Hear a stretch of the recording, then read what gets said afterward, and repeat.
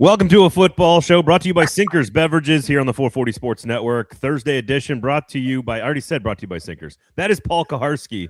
I am Braden Gall. That is not Nick Suss. They swapped this week because, PK, you had some baseball obligations. So good to see you. How are you, sir? Well, I'm well, and thanks to Nick Suss, who I know changed on short notice. And apologies to you for letting you know on such short notice. You don't have to air the laundry, PK. It's okay. Well, I like to be candid, and I know That's people true. were crushed that I wasn't on Monday. That's true. So I want them to know. They were. Yeah. Thank you so much, Nick Suss, for filling in. Nobody likes you, is what I just heard.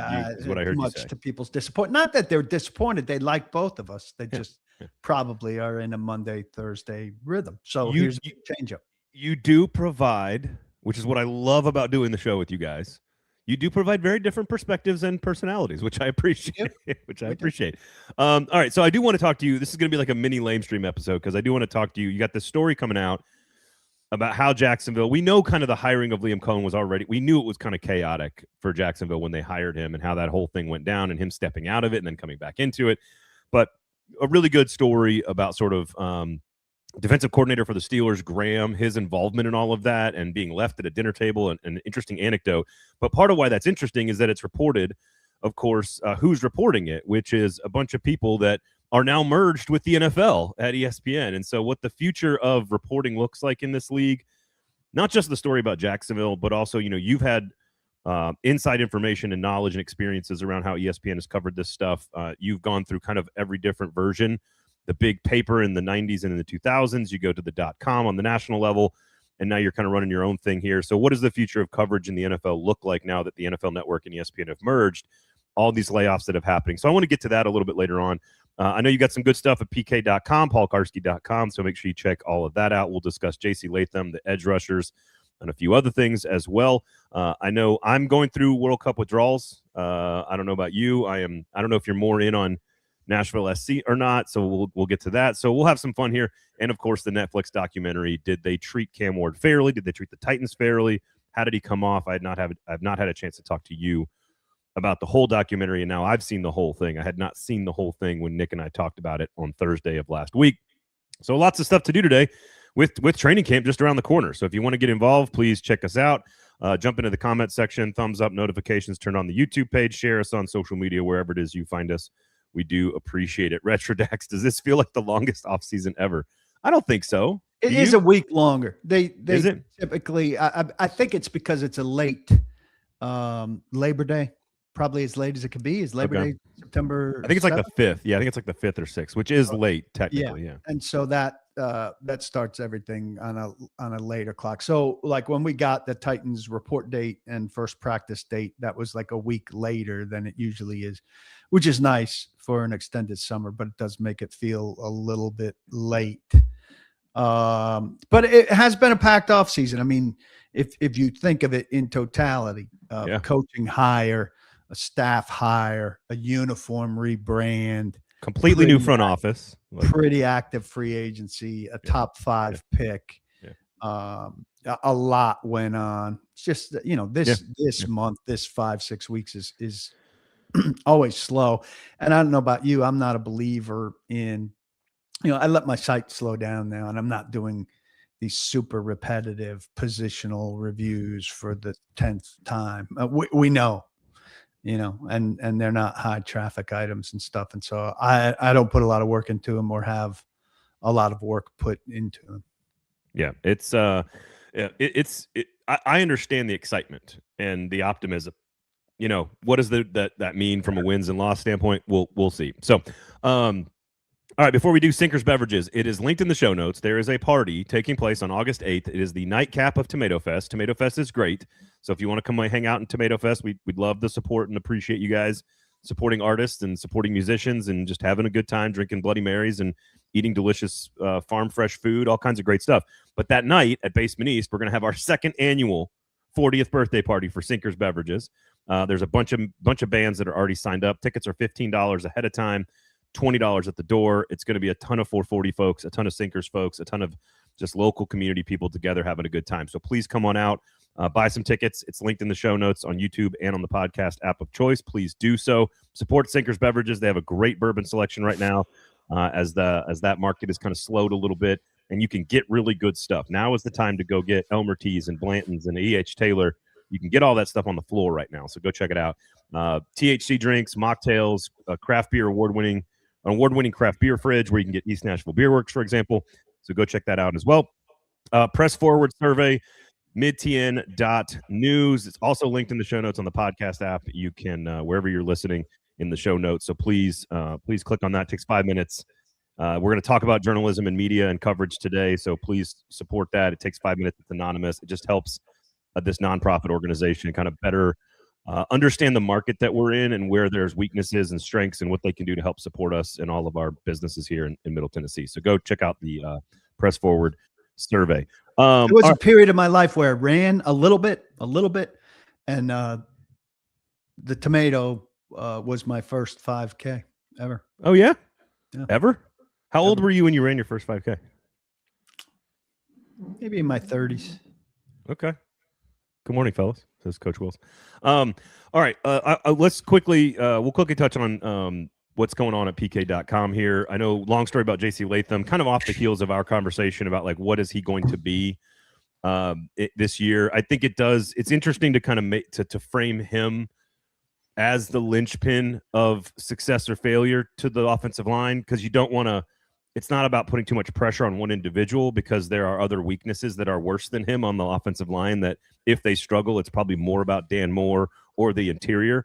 But if he is great, it could totally dictate and change the way that offensive line is viewed and how it performs in front of Pollard and Ward and Spears and the rest of that offensive group. I think there are a couple linchpin guys. And I mean, I wrote the Latham piece after we had a conversation, because I think they're, as we hashed out, there's a big moment of maturity for JC Latham. He came out of his rookie year, and before the team had a chance to prompt him to play thinner, he said, I need to slim down. I realize out of this 17-game season that I'll be a better player slimmer. Whether they keep me at left tackle, whether they move me to right tackle, whatever happens, I need to be thinner. And he really put it on himself, and he did get slimmer. But then during an awful season, he kind of got lost. And it seemed like, I don't know if lazy is the right word, but careless. He had some penalty-filled games. Michael Silver reported that Jeffrey Simmons stopped the practice over his effort. And then Arden Key and Jihad Ward both were talking about young guys not following veteran leadership. Now, Ward is a journeyman, and Key is a guy who wasn't super dependable himself at necessarily always setting the right tone. But that's what the Titans had as veteran leadership. And they were clearly trying to do things the right way in a weak culture setting. And they were clearly talking about, I think universally, those of us that were around the team and people who were watching the team thought that they were talking about two people, primarily, JC Latham and T'Vondre Sweat. And so I went on to ask in this piece, who are they going to get? Are they going to get the JC Latham who was smart enough to know that he needed to slim down? Or are they going to get the one that kind of went off the rails during a bad season? Now, financial motivation starts to come in, and he's got a second coach now. Is he going to be cast as a troubled, difficult guy to coach? Or is it going to be cast as a guy who gets it in year 3 and starts to become the top 10 level player that they drafted? There's a lot at stake for JC Latham. And you used a good word there, linchpin. Let's look just off the top of my head. He's a linchpin guy. Femi Oladejo is a linchpin guy. Though I'm starting to think we're maybe just putting too much on him. I don't think that's fair of him. Okay. Honestly. All right. Take that away. Kevin Winston is a linchpin guy. Okay. Right. Cardell Tate is definitely a linchpin guy. Could you put Flott and Taylor in the short term as one person? Well, and say that's a stretch. I'm looking for singular guys. I would go Marcus Harris. right? They didn't address nickel, and they're counting on him, and he's a carryover guy. And I would say Jackson Slater is a linchpin guy. I wrote a big piece about Jackson Slater during the offseason. Okay. Here's a developmental late round pick, coaching change, but and he's just one. So if he fails, that's fine. But he's like the offensive Marcus Harris. In year 2, after you had a year to beat him up, get him ready, all of that stuff, can he seriously contend for a starting role as a mid-round draft pick and give you, say, what Marcus Harris is expecting to give you? They have a lot of individual switches there. And if you flip enough of them on, that could throw them to a higher level. Not to channel at 9 a.m. on a Thursday, my inner Nick Suss, but like linchpin can only be like one, right? By definition. Yeah, no, you're right. So linchpin is the wrong word. But I think the point is, and I think the real point is like, who are the pieces if you're going to have a really small group of players that will dictate things this season? He's in that group, and I'm talking like top level here. Let's take Femi out of there. Femi's an overstatement. That top tier is going to be like Cam Ward, JC Latham, Jeffrey Simmons, Carnell Tate, maybe, right? Like we're talking like 3 or 4 guys that are actually the most important players. And then, but when you get to an NFL roster, what makes a great team an elite team, or a good team a great team, or an average team a good team, whatever elevates you that next tier is that next group of players. And in that tier, you're probably in like the 8 to 12 range of players, like meaning the number of guys that are that important. And that is where you go Winston, and you go John Franklin Myers, and you go Jermaine Johnson, and you go Jackson Slater, and you go, I don't know if Femi's the right one. Maybe it's more Keldrick Falk, honestly. Yeah, I don't know. I think you're right. But like there's a whole tier of players that is a larger group. And I don't think the question is Latham in that group? Or is he in that like top? You are one of the 3 or 4 most important pieces of the team.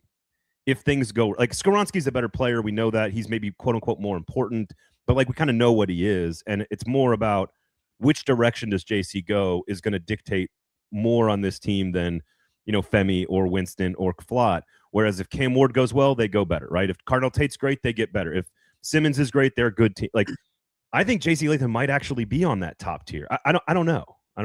He's a tipping point guy. Yeah, that's fair. That's fair. We need Latham to be in the second group, says Coach Wills. Are you suggesting that he's not first, but he's like third? Maybe I'm misunderstanding what you're saying there.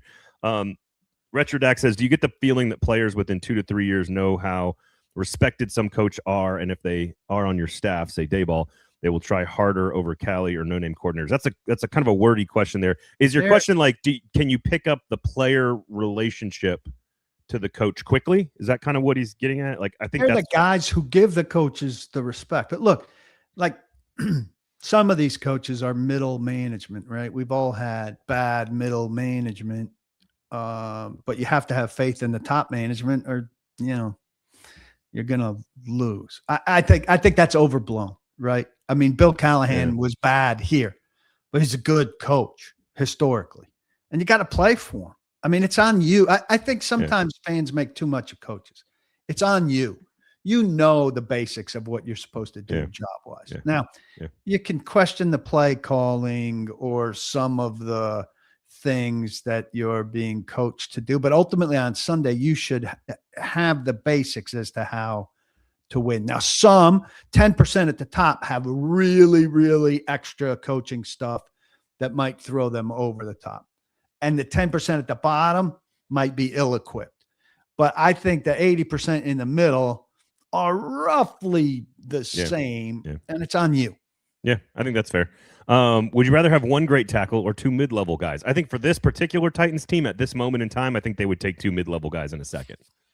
I feel like. And they might have like Latham could be the top of the mid-level and Moore could be the bottom of the mid-level. So they might have 2 mid-level guys. I don't know. I think that's a really hard question. I mean, there was a time where you would want the one premier guy because there was one premier rusher coming at the one premier guy. But now a lot of teams have multiple good rushers.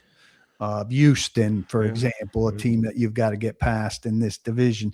And so if you had a premier left tackle locking down one of those guys, and the other guy's beating your absolute ass guy on the other side, it doesn't matter. Yeah. It doesn't matter much. I think this is a really good question here. Jordan says, I wish Arden Key were on the roster so we can get confirmation if Callie's staff made adjustments. That's funny. I think we could still figure that out. We can ask the differences in game from this coaching. We can ask players that were on both staffs about the differences. I mean, not only did they not make adjustments, they didn't have much coming out of the gate. Yeah. All right. This is really fascinating to me. Coach Will says his play has to be in the second group, meaning JC Latham needs to be that good, I think. But I think it's extremely telling why we haven't heard from him since last season. Are we reading too much into that he is it's not telling. Okay. They pick guys to put him at the podium. We did not necessarily push for him, whether we would have gotten him or not if we pushed for him. I mean, the one guy people pushed for that we didn't get was Levis. And they just managed to avoid that story altogether. Do you think it's not telling is not the right word, but can you read anything into the order with which they were bringing those players out? I don't remember it exactly here, but I do remember some of the younger players like Winston being early in the availability process. I think Helm was pretty early in the availability process. Like some of these younger guys, is that of note to you at all that they were kind of rolling out guys that we think are elevating into more prominent roles? Well, I think they want, they'd prefer certain stories. So Anthony Hill, and development is a story that they obviously like to push. So they say, here are our young guys we'd love to be reading and hearing about, the development of our young core. Okay. You can't read anything into Latham not speaking. Guys they didn't put at the podium could have a lot to say, and we'll talk to Latham in the first week, and he could have a ton to say. Yeah, was Simmons the only guy I really pushed for? And there was a little mystery as to whether Simmons was going to talk before the whole thing was over or not. And I planted we got to hear from Simmons before this thing is over. And I don't know if they knew how important that was or not, but we did ultimately hear from him, and he was very good. Yeah. That's what I thought. It was kind of at the end there. Okay. Make sure you check out paulkuharsky.com. You can read all about Latham, but also you got pass rushing tape study going up. I think did you say today? I think is when that's going up, or tomorrow? Yeah, so about this week. From Drew Beatty. So make sure you check out the edge rushers there. All right, let's get into the Netflix documentary here with Cam Ward. I finished it like yesterday or the day before. I hadn't seen the last couple of episodes. I talked a lot about the first few episodes and sort of, I think Nick did a great job of sort of explaining you got to kind of see it through the right lens, which is the Netflix NFL. What are they selling and who is their audience, right? They are selling a story about what it's like to be a quarterback in the NFL. They want these guys to look like they are trying to achieve something very difficult, which they are. And they are trying to appeal to generally a casual Netflix football fan, not a diehard like most of you who watch this show. So I think that's a really good context to have in your mind ahead of time. We talked a lot about the little moments where you kind of grab an insight into sort of how Cam Ward is wired, which confirmed in me what I thought about him, which is that he's kind of wise beyond his years, that he's got this kind of very competitive fire inside of him that he doesn't like to admit when he's in a tough situation like that. But also that I think he was further behind on football when he got to the Titans on day one than I think we really kind of appreciated or expected. So I think he's mature beyond his years for his age off the field mentally, but I think he was less qualified on the field physically and mentally. And I think that's what we saw play out throughout the course of the year. That's sort of where I stood. I just wanted to rehash that for everybody. I thought he was portrayed well. I thought his mother and father are portrayed extremely well. I admire the two of them. But I'm curious how you feel. He was not featured prominently in the last 2 or 3 episodes. There was a couple of chunks there, but it was very much about Joe Flacco, very much about Baker Mayfield, and very much, and Daniels kind of even trickled off a little bit as well in the documentary. Your thoughts, PK? You have the studio. Well, I confess I did not watch. I have not watched. Okay. On the one hand, there's an obligation for me to know everything I can and all of that. On the other hand, packaged league propaganda is not my bag. it did sneak up on me, and so people were ahead of me in terms of breaking it down. And once that's out there, then I don't know what I'm gonna say that differentiates me. I mean, Nick's a TV critic. Nick was all over it, so he was doing well, Right, and I learned. But I don't know that it fascinates me that he calls good throws seeds or any of that little stuff. I didn't read anything that was revelatory to me, and so I just.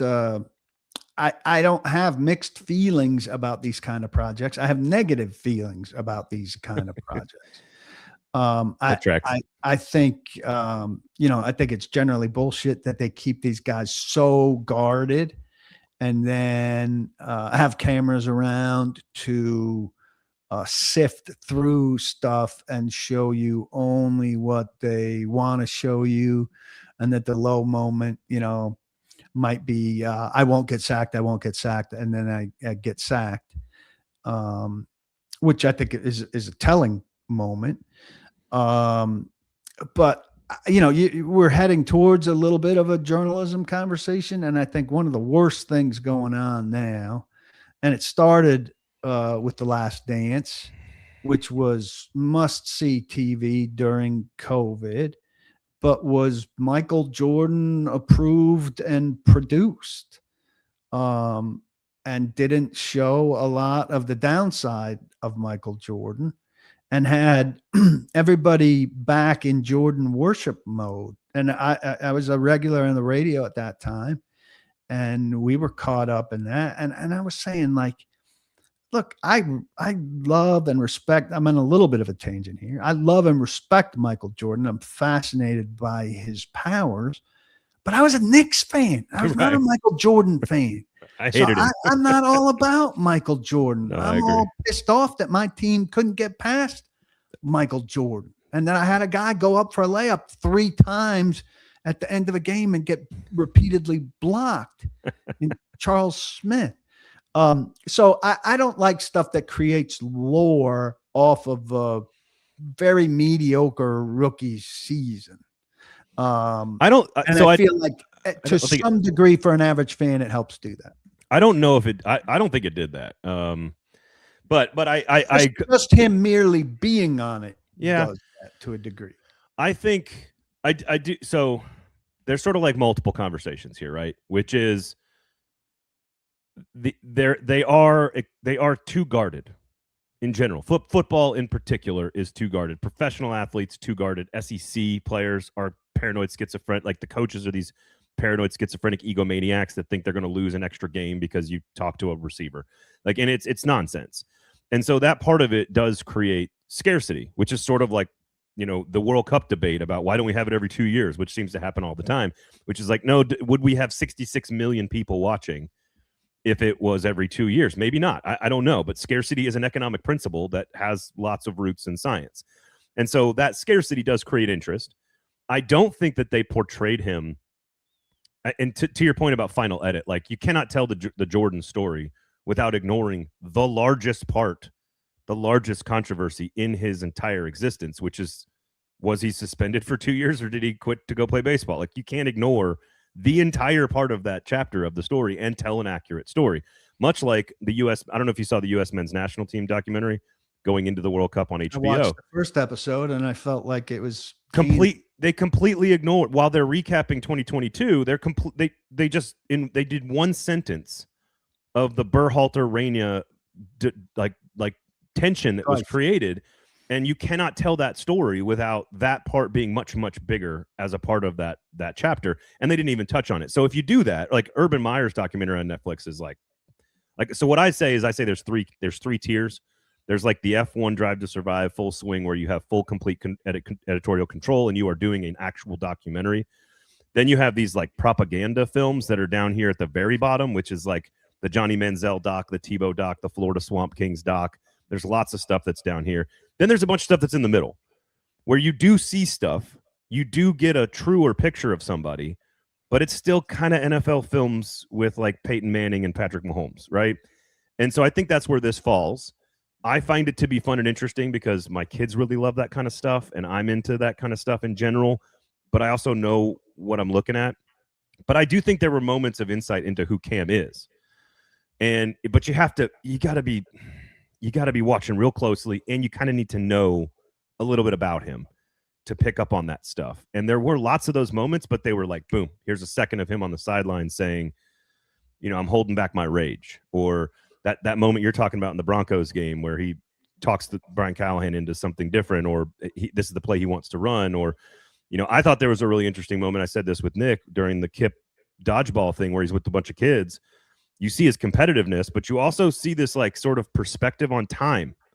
He's like, man, I used to be their age. It was just yesterday, and now it's going so fast, and you got to take advantage of the time that you have. And I'm like, whoa, like, that's pretty big stuff for a 22-year-old or whatever.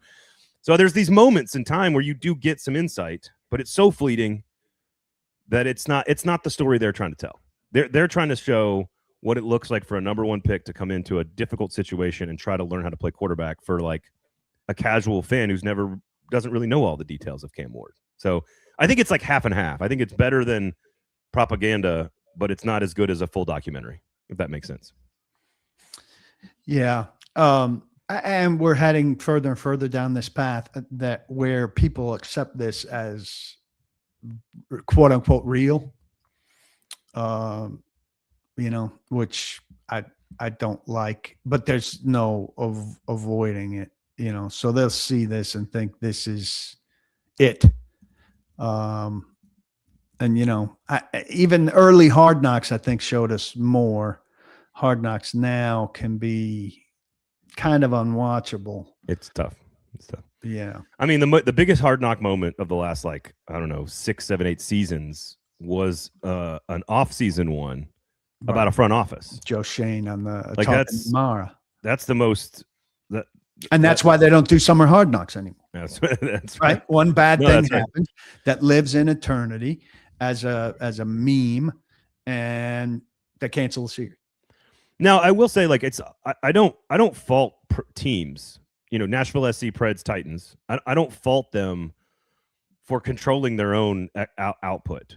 I don't fault them for having their own product. There are 12 people that work for the Titans that just work on production, right? Whether it's camera people, social media directors, marketing people, videographers. It's a full business. It's a full department. That would be a standalone company on its own, as a full-time with 12 full-time employees. They are production houses. University of Alabama is a production house. University of Tennessee is a production house. These are media companies as much as they are sports companies. And so I don't fault them for that. I just think what we are asking consumers to do more and more, readers, fans, is to have filters baked into their experiences. And I think that is getting harder and harder and harder to ask people to do because of how much stuff is coming at you, which is now we're into the other conversation. Right. And they're appealing to way different audiences. They had a clip out lately that was a young lady who's the team librarian. I mean, she indexes photographs, a petite young lady who put on pads and ran through things. Now, that's not meant for you or me, right? That's a peripheral thing that's going to appeal to a different kind of audience. I tend to look at certain things like that with a certain contempt that I shouldn't waste any energy on, right? It's not meant for me. Retra Docs says they didn't show the Cali firing, just Ward Cimarron. Well, it's a Ward show. It's not a Cali show. They didn't have a camera in Cali's firing. They never would. And if they did, they never would have given editorial control to show it. That's exactly what we're talking about. Yeah. But it wasn't a Cali show. So I have no beef with that. Yeah. Yeah. It's so it goes to sort of well, again, now we're sort of into the different conversation here about, and we're not yet to the what does the future of coverage look like, because I want to stay here for a minute in all of this. And that is, I've asked this question for years, and I think the what do you want question as a fan of a team is still a very important one. It's very relevant to you and I and what we do, because we want to try to provide to all of you what we think you want. But also, Paul has experience inside the building to see things that the fans don't know that they want. That's the whole point of being there and having the access is there's this new angle over here that I don't know if we know is going to be important or not, but let's explore it a little bit and see what it looks like and see what it means for the team. And I think picking up on those things is an art form as a reporter. And certainly, Paul, you've been doing this a long time, so you know what I'm talking about. But I think the effects of tech, and not to go on an old man rant here, but like the question is really, why do they put out content like that? The stuff that's not for the diehard, right? The stuff that's for casuals. And it is to drive engagement on platforms where engagement is the currency. And so I think we as a group of fans have come around on understanding that dynamic better than ever before. I think we need to get better at it. I think we need to still get smarter on it. But I think when we watch a clip, like if they post a clip of Carnell Tate catching a ball one-handed, like it's okay for people to look at that and be like, that's cool. Like that's what it's supposed to be for. But other times when they do things like you're talking about, where they put somebody in pads and have her go do the thing, like you're trying to see how far that will go. You're trying to see how much attention you can get on that. Like that's all that is. Sure, it's fun and it's lighthearted. It's not meant to be serious. But the tail is wagging the dog on that. You are creating things for an audience, not because it's a diehard Titan fan that wants it, but because the internet will give it attention. And I do think we're learning that as a group, as a set of fans and a set of reporters. I think we've learned that. I think my kids are starting to already understand this stuff more than I would have ever understood as a kid. Right. And a lot of the target audience for that particular video are women of her age, probably. Like, oh, I've wondered what it would be like to wear pads like them. And here's a young lady, a young petite lady doing it. That's relatable to me.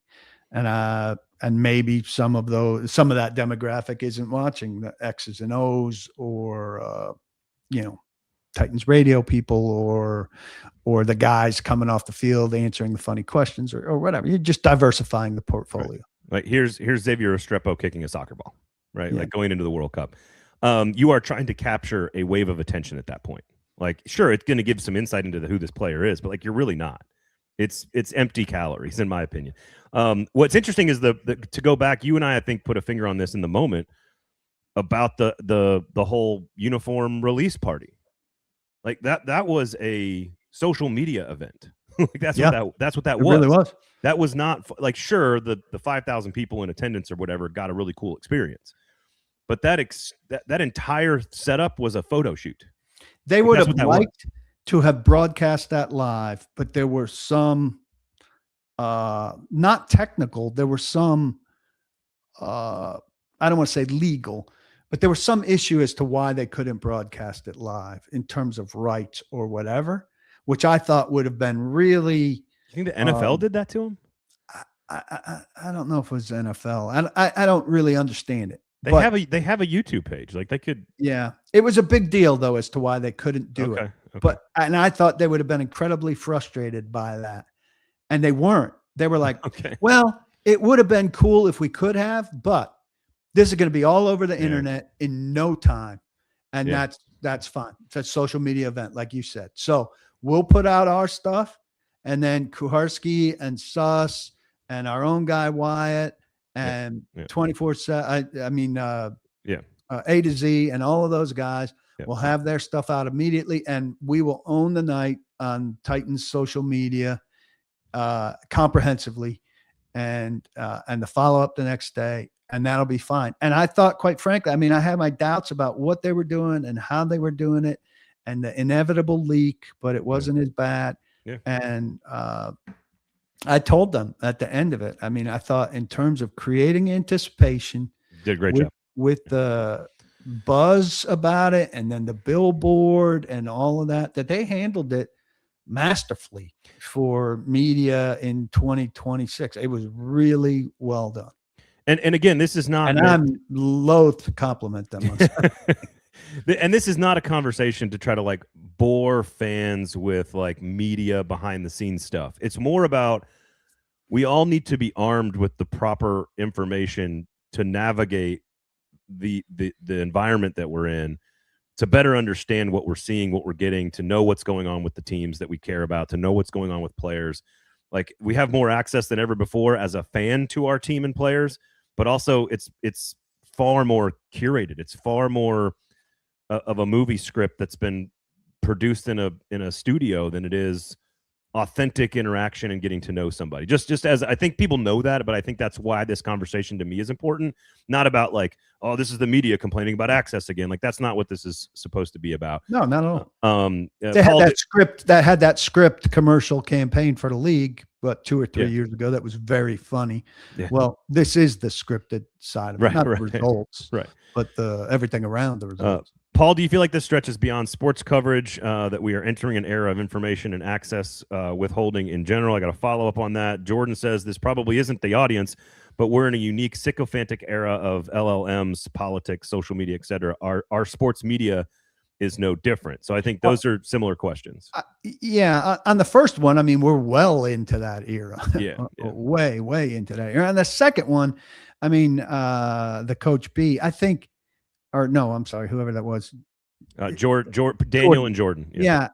I mean, I think the LLM, politics, social media, and everything, all of that has affected sports media, but I think to a lesser degree than it's affected major news media. Maybe we lag behind. We'll get there probably. I don't know how LLMs are hurting you if you're searching out real sports media.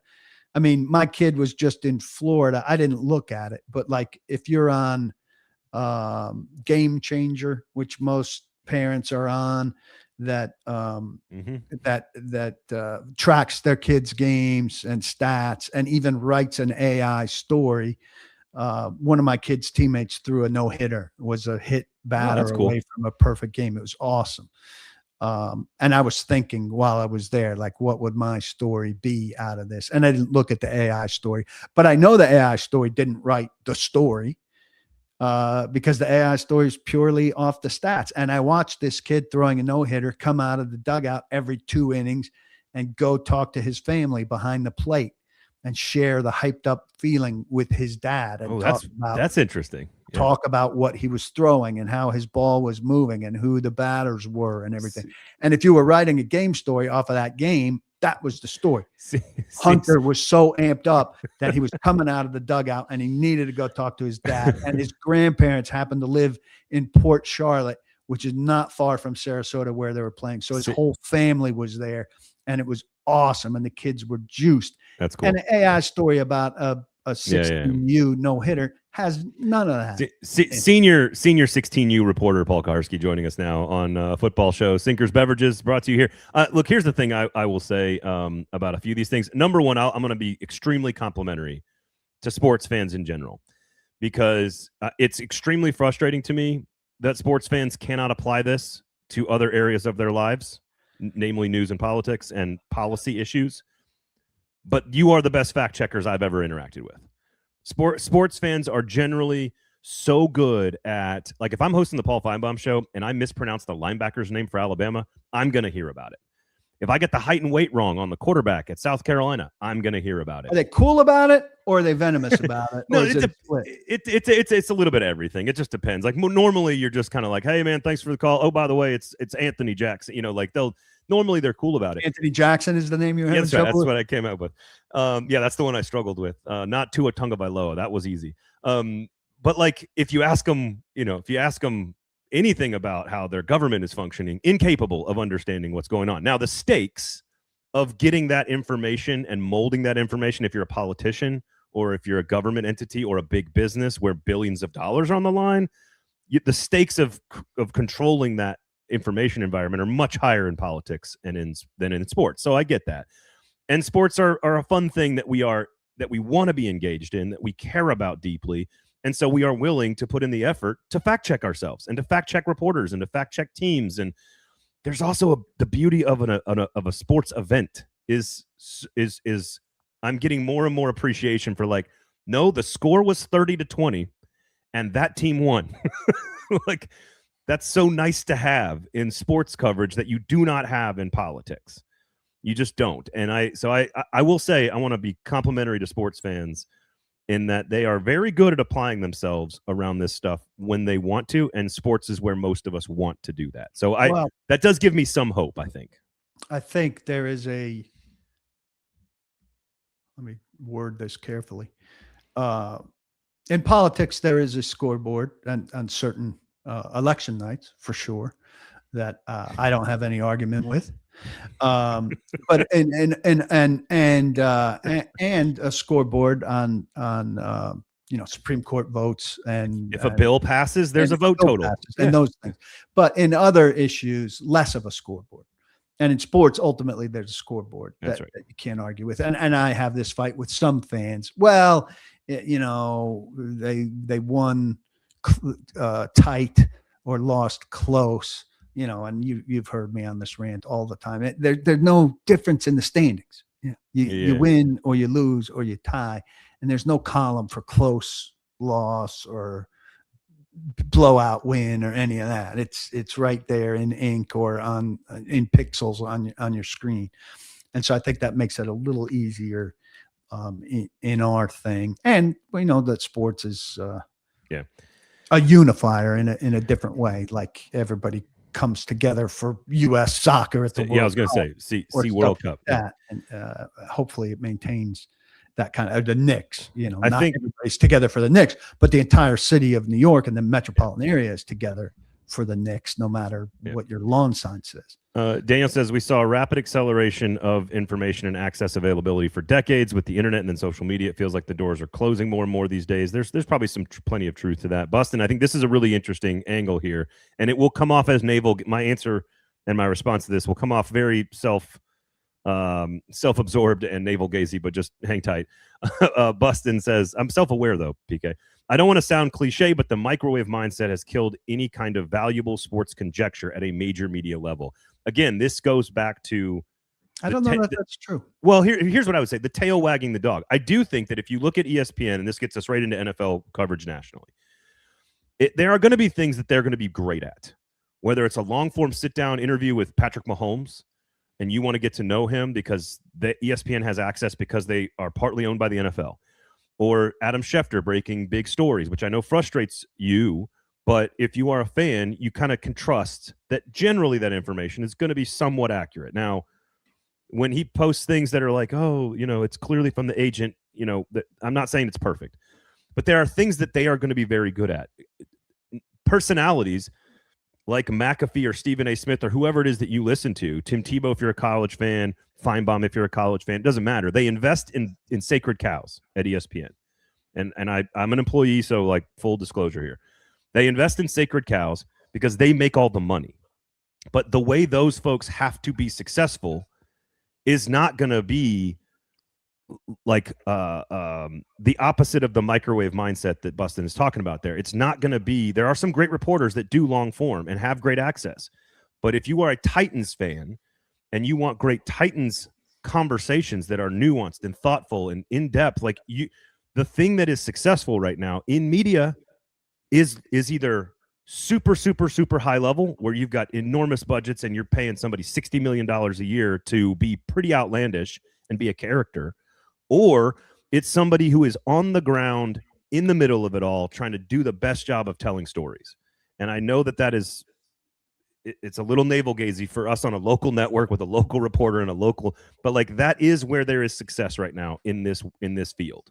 And it's where you're still going to get great coverage. If you are if you're a Tennessee Volunteers fan, you're going to get great coverage from Adam Sparks. Like that, he's the one who's there. You're not going to get it from these big national massive media companies that have a different set of principles that they have to play by.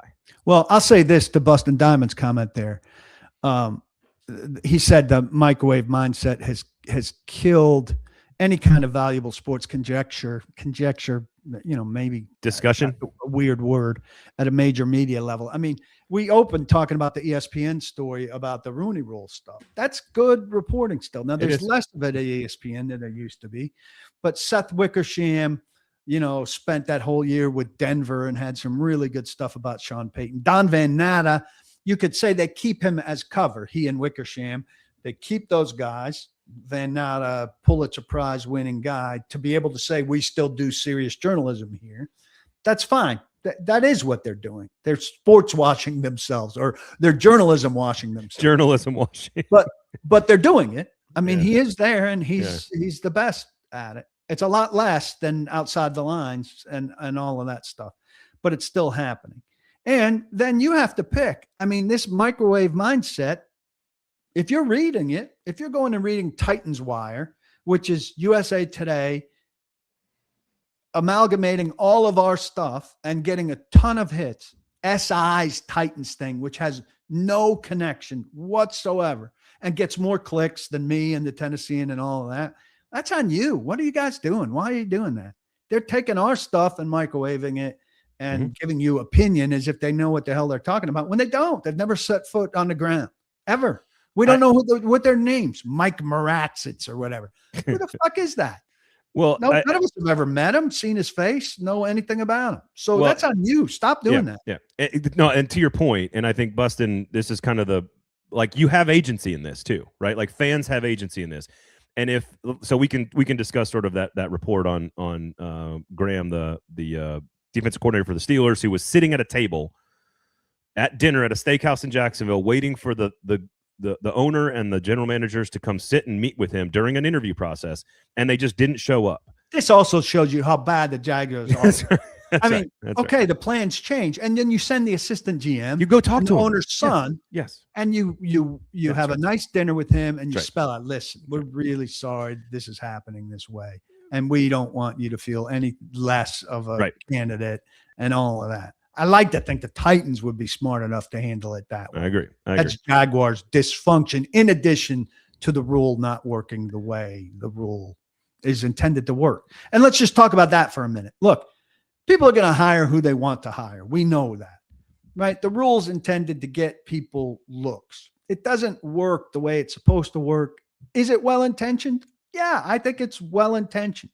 Do they have to somehow create a wrinkle where these guys get the visibility you want, but it's also not this game where, Atlanta snuck 2 guys in the door in order to be able to hire Stefanski when it looked like they weren't going to be able to hire Stefanski on a Monday because they couldn't get 2 guys in the door by the end of the day. And they managed to get 2 guys in the door.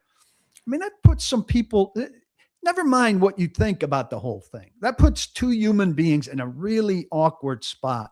And I'm not sure it does anything to advance their career chances. Yeah, no, I agree. And I was going to continue with my media because I think Richard here nails it, which is, as a fan, you have to be able to differentiate the business models. That's exactly it. ESPN are focused on revenue and ratings. Smaller outfits that are focused on your team are going to be better for coverage. I tend to agree with that generally. It doesn't mean there aren't great ones at the national level. But what I mean by agency is that they follow. Well, while there is a tech element to all of this that is dictating how we all interact, I get that, and these overlords that live in Silicon Valley are have too much outsized influence with no regulation or whatever, and I get that that's a major topic here. But at the end of the day, if we all as a group of fans all decide, like, because I'm curious about this story that we're talking about, how many clicks does it get? How many reads does it get? How many people are interested in the work? And then, therefore, what revenue does it produce for ESPN to continue to do that work versus, hey, I saw this 28 seconds of Mike Greenberg and Stephen A. Smith yelling about Ryan Clark getting fired. Like, that cost them nothing to produce. And if we as a group of people are going to respond to that at 10x, 100x that we will reading the good quality reporting that takes time and effort, then the incentive is there for them not to do the big long thing. Like, so we are part of the equation as fans and as consumers. If we all bought books by the millions or newspapers by the millions, we would still have lots of books and newspapers, right? Yeah. Like, we choose this stuff to some degree. So, well, it's on us as much as it is the business model or technology. I think all of it works together. I will end on a hopeful note here.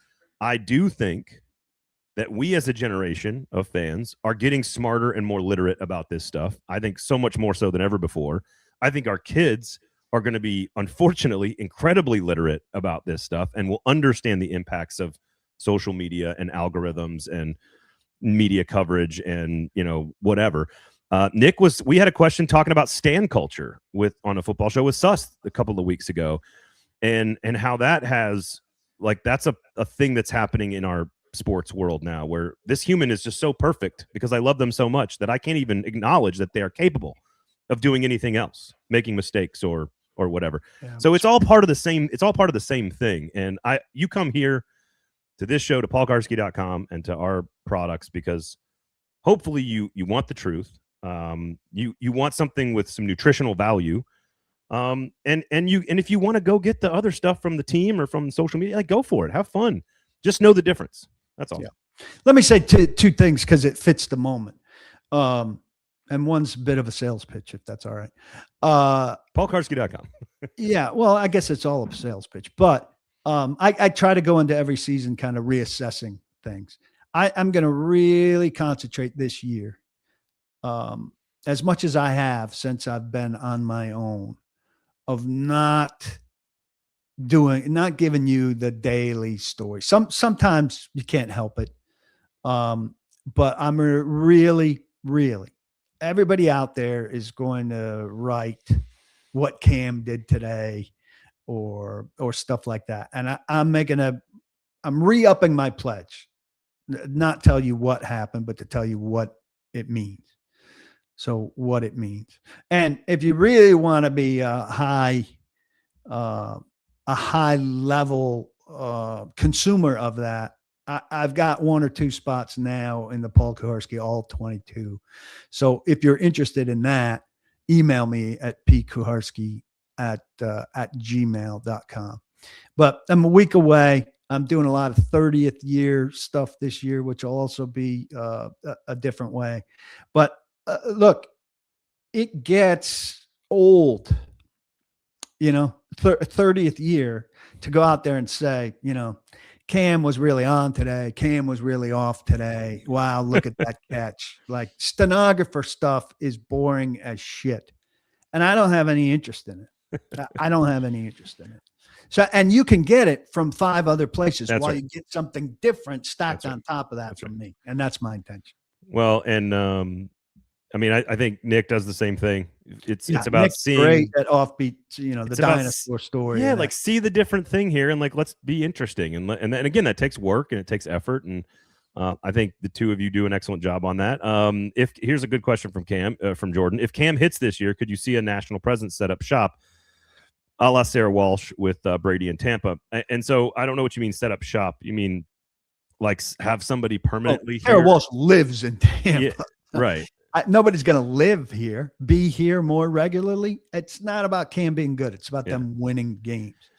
And there's just not a big enough national following. Cam if he has to win MVP, the Titans have to win a Super Bowl to get what you're talking about. I've said this for a long time.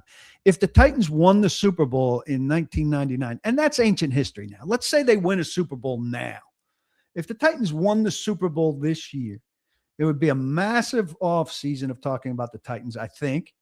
And there would be a massive influx of people at the beginning of the next season. And if they started 3-3, I think it would peter out very quickly the following year if somebody else was 5-1 in the AFC. I really do. I think it's the nature of the beast. Unless that's true. Carnell Tate was catching at an insane rate, or Cam was playing. Star power and wins are what drive it. And the Titans don't have the star power. Yeah. That's what they need. I also think you could be. And Derrick Henry didn't even bring in sustain. You could be a 7-10 team, but if Cam is throwing for 350 every Sunday, he becomes a thing because of fantasy football. He becomes a topic because the numbers matter to people for a different reason than winning and losing. Right. Like there's a whole other thing there. Creates a turnstile effect of national media. Yeah. But I don't think that creates, an NFL Network guy who's here 3 out of 4 weeks.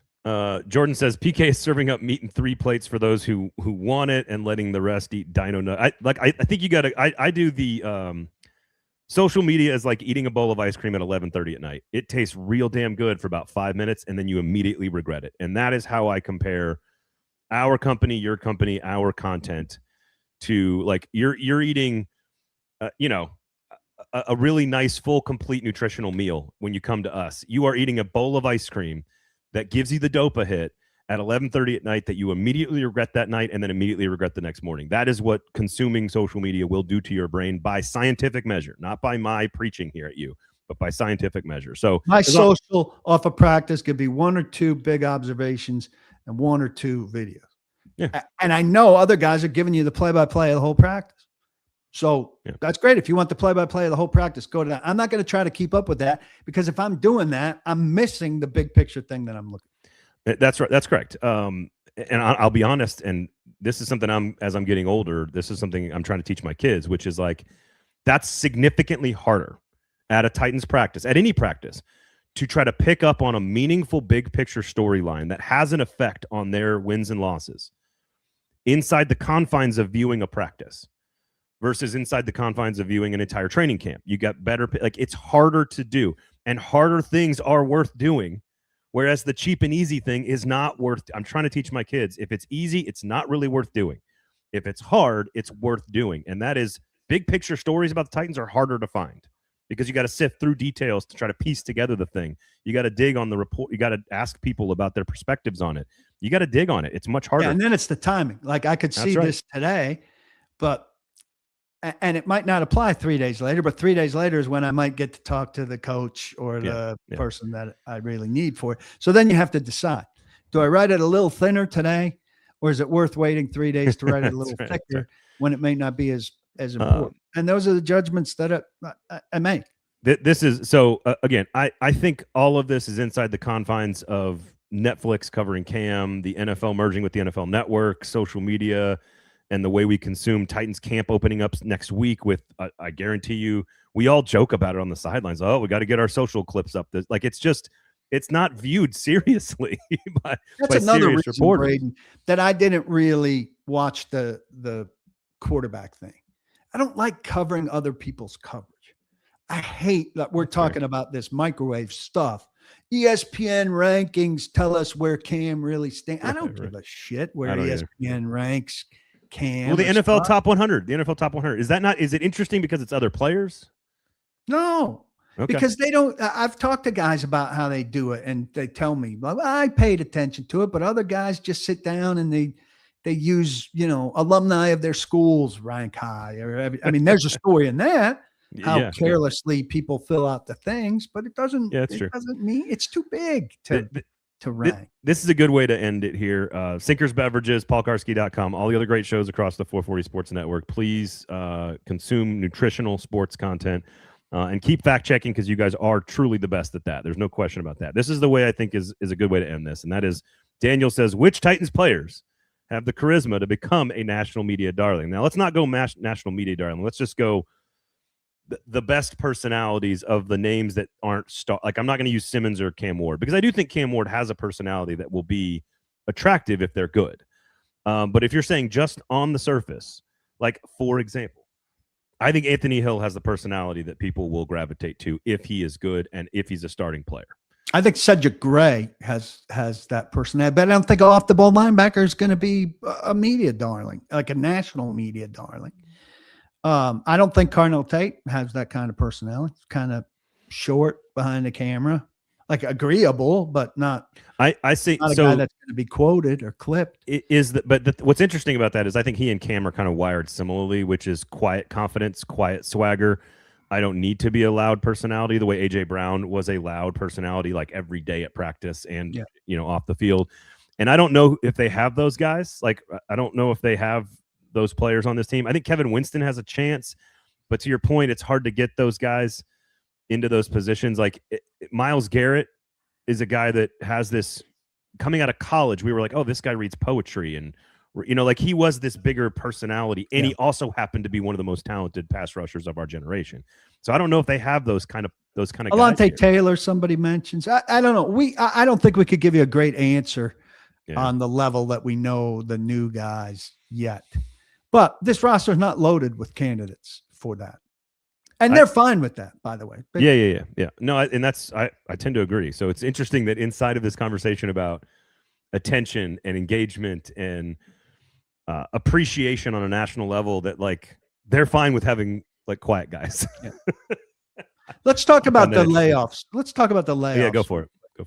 The one that's most interesting to me is Pelissaro, and I did think that they were going to lose an information person in this. There's a lot of redundancy. They've got Schefter and Rapp working together now with NFL Network and ESPN being a brotherhood with ownership. And already there was a lot of rap sheet. Ian Rappaport, he or Pelissaro would tweet, he and I have learned, or we've been told. What do you need that for? Yeah. I mean, I like it in that it watered each of them down.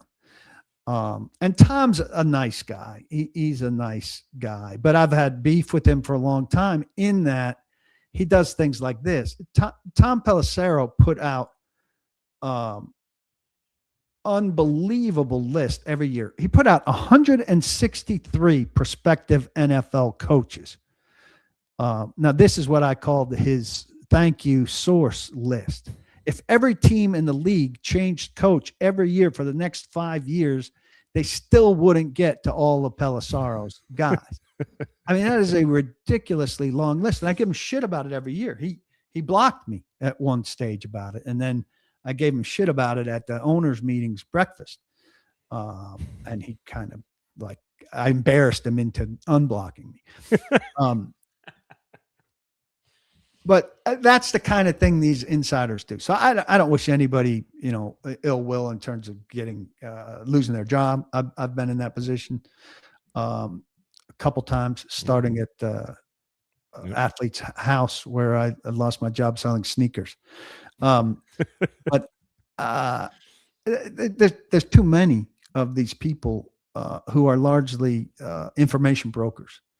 And I know there are a degree of people who are fascinated by Schefter's power and Rappaport's, but they're basically taking this text and giving it to us in exchange for sharing this information with that guy and moving a lot of information around. Yeah. I mean, you had to expect, like, Schrager switched sides beforehand, but like the writing was on the wall. I think he's pretty good.